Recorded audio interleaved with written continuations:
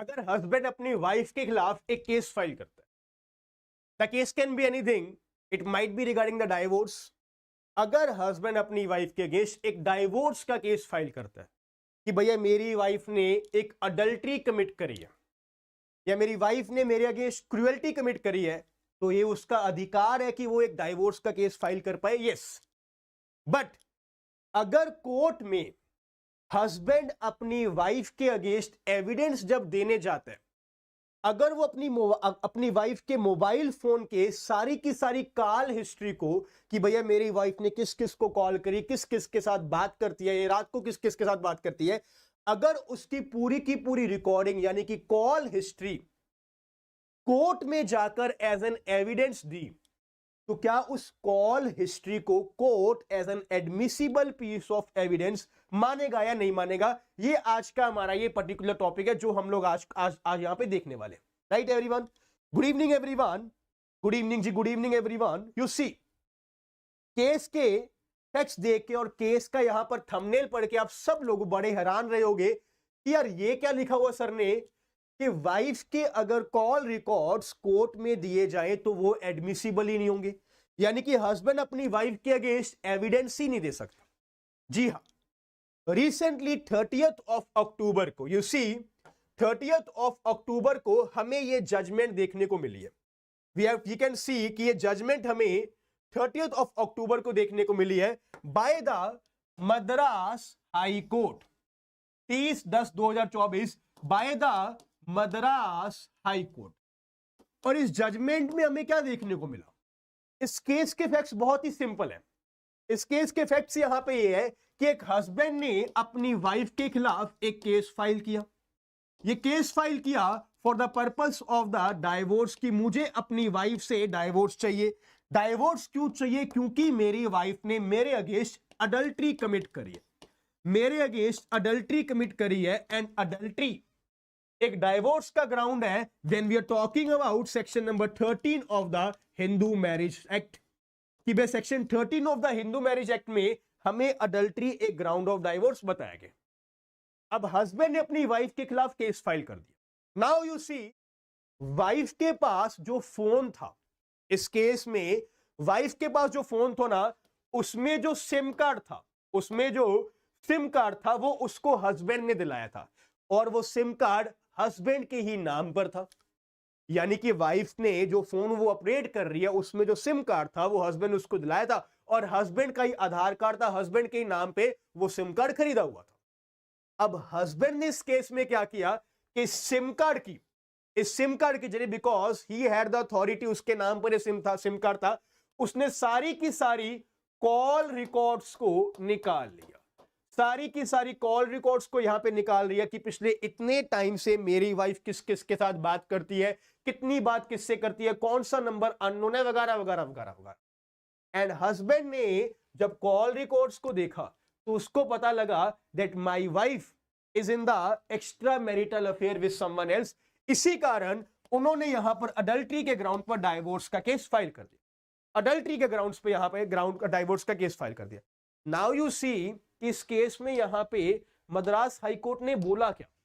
Madras high court इस particular case law में हमें बता रहे कि भैया देखो, नो डाउट यहां पर अगर हस्बैंड अपनी वाइफ के कॉल रिकॉर्ड्स निकाल रहे तो वो राइट टू प्राइवेसी को वॉयलेट कर रहा है। हमें क्या बताया जा रहा है?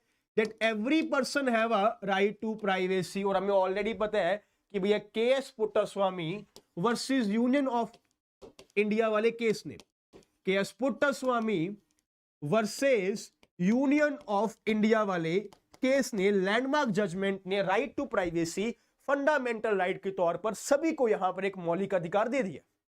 Each and every person have a fundamental right. But अगर हस्बैंड अपनी वाइफ की कॉल रिकॉर्ड्स को निकाल रहा है, क्या ये राइट टू प्राइवेसी की इंफ्रिंजमेंट होगी?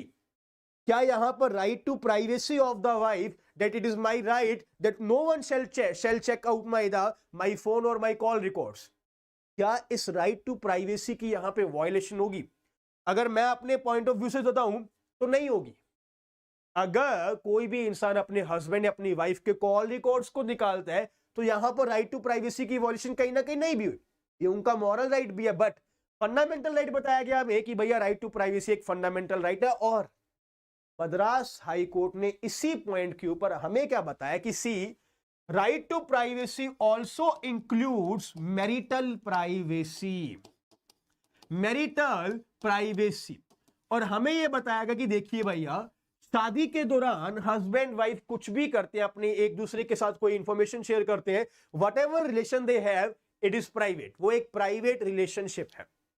और हस्बैंड अगर एक इलीगल काम करके, क्या बोल रहे हैं, एक इलीगल काम करके, यानी कि अगर वो एक कॉल रिकॉर्ड्स को निकलवा रहे हैं किसी थर्ड पर्सन से, एक एजेंसी के थ्रू कि मुझे इस पर्टिकुलर सिम कोड के सारे कॉल रिकॉर्ड्स चाहिए, अगर वो इलीगली यहां पर कोई एविडेंस लेके आ रहा है, तो any evidence illegally obtained can not be used for the purpose of evidence, can not be used as an evidence against the wife. ये हमें यहां पर मद्रास हाई कोर्ट ने बताया। सिंपली क्या बता रहे हैं कि भैया स्नूपिंग द इंफॉर्मेशन, स्नूपिंग मतलब अगर आप बिना कंसेंट के अपने स्पाउस के फोन से कोई भी इंफॉर्मेशन लेकर आते हो, that will not be an evidence. अब ये जजमेंट सही है या गलत है आप लोग खुद भी डिसाइड करोगे। According to me it is not a good judgment, it is not a good judgment. How will you give any evidence, how will a spouse produce an evidence against the other spouse. अगर आज एक लड़का अपनी wife के against गलत offence कर रहा है, वो एक्स्ट्रा मैरिटल अफेयर में, तो वाइफ को पता कैसे लगेगा? Either she will get to know from someone और she will see the phone. Phone में वो छुप छुपा कर उसके मैसेज रीड करेगी, उसके फोन को देखेगी कौन कहां कहां पर बात की जा रही है, वहीं से पता लगेगी ना। अब जब पता लगे कि इस नंबर से यहां पे बातें हो रही है, तो उसकी कॉल रिकॉर्ड्स निकाली जाएंगी।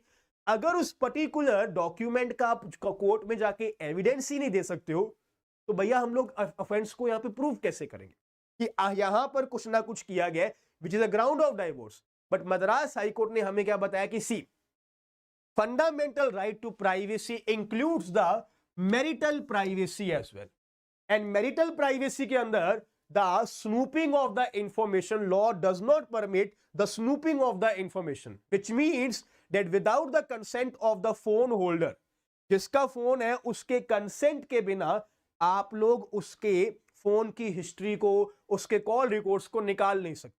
और अगर आपने निकाल भी लिया तो वो इलीगल है, एंड इलीगली अगर एविडेंस आपने कोई ऑब्टेन किया तो वो कोर्ट में एडमिसिबल नहीं माना जाएगा। राइट, अब ये तो आपने पूरा का पूरा लॉ देख लिया।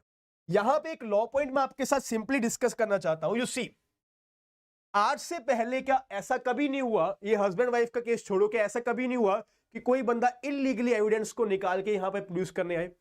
It happens lot of time कि भैया मान लीजिए एक डॉक्यूमेंट है जो कि एक एविडेंस है, एक पर्टिकुलर ट्रायल में यूज करने के लिए।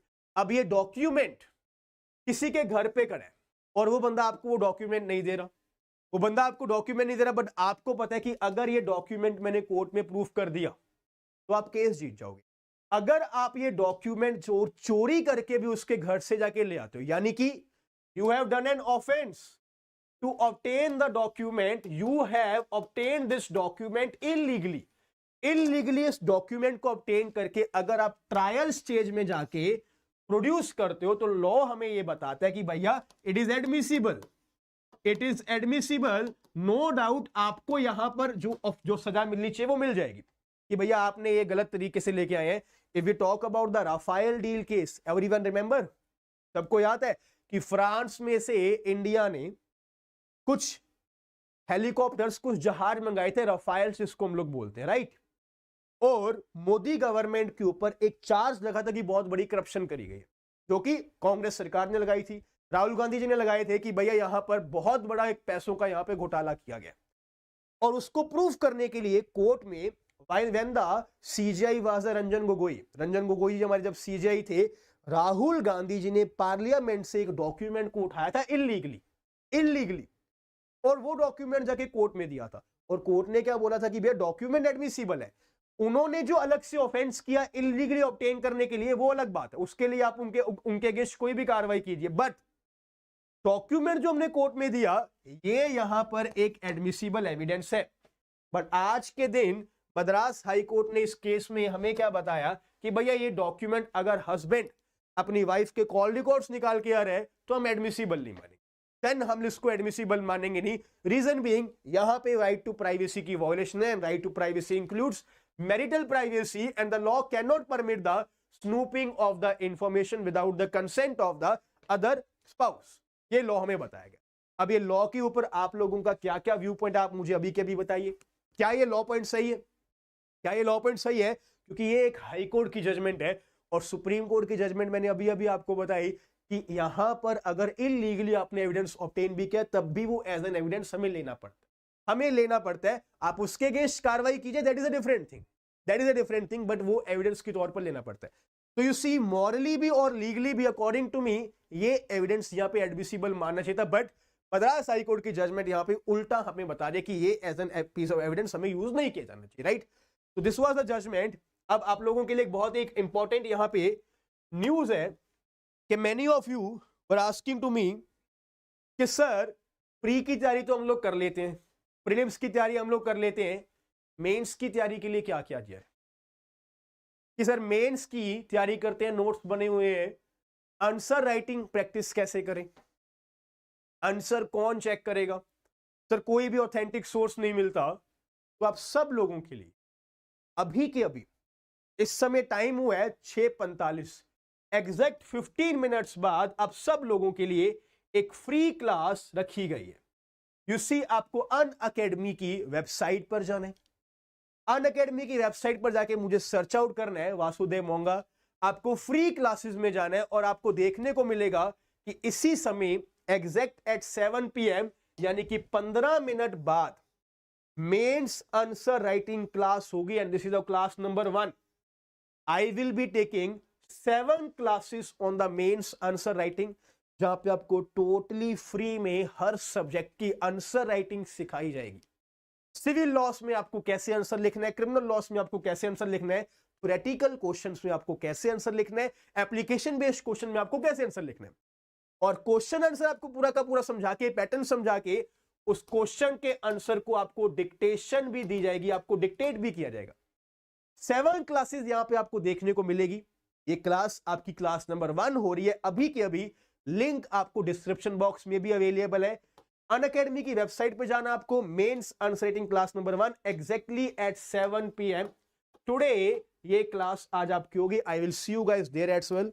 आपको तभी के तभी मैं मिलूंगा जहां पे हम लोग आज के दिन आईपीसी के रिगार्डिंग, इंडियन पिनल कोड के रिगार्डिंग, यानी कि भारतीय न्याय संहिता रिगार्डिंग अगर आपका कोई एप्लीकेशन बेस्ड क्वेश्चन आता है उसमें आप किस तरह से आंसर राइटिंग करते हो वो हम लोग करने वाले हैं 7 बजे शाम को। और उसके बाद you can see exactly at 9:30 PM again we will deal with the new criminal laws। कि न्यू क्रिमिनल लॉस में क्या क्या चेंजेस हुए हैं उसके रिगार्डिंग भी आज आपको क्लास नंबर 1 देखने को मिलेगी, जो कि आप लोगों के लिए फिर से एक फ्री क्लास है। आपको वेबसाइट पे जाना है, सर्च आउट करना है एंड फ्री क्लासेस में आपको ये सारी की सारी क्लासेस मेरी देखने को मिल जाएंगी। एंड देन कल मॉर्निंग हम लोग डिस्कस करने वाले legal current affairs of the month of the October 2024 morning 12:15 पर। जितनी भी अक्टूबर में जजमेंट्स आई वो हम सब डिस्कस करेंगे कल सुबह 12:15 बजे। ये जो नया महीना आपका शुरू हुआ है ना दिवाली के बाद, we all are expecting all the notifications just after the Diwali। UP, Bihar, MP, Delhi, Punjab, Uttarakhand, Chhattisgarh सभी स्टेट्स की नोटिफिकेशन हम लोग एक्सपेक्ट कर रहे हैं और तुरंत आप सब लोगों के लिए अच्छे sessions free of cost free classes में आपको प्रोवाइड किए जा रहे हैं। जल्दी से नीचे दिए गए लिंक को डिस्क्रिप्शन बॉक्स में जाकर अनअकैडमी की वेबसाइट पे जाकर फ्री क्लासेस में आप मेरे साथ आ सकते हैं और इन सभी क्लासेस का एक्सेस ले सकते हैं। आई विल सी यू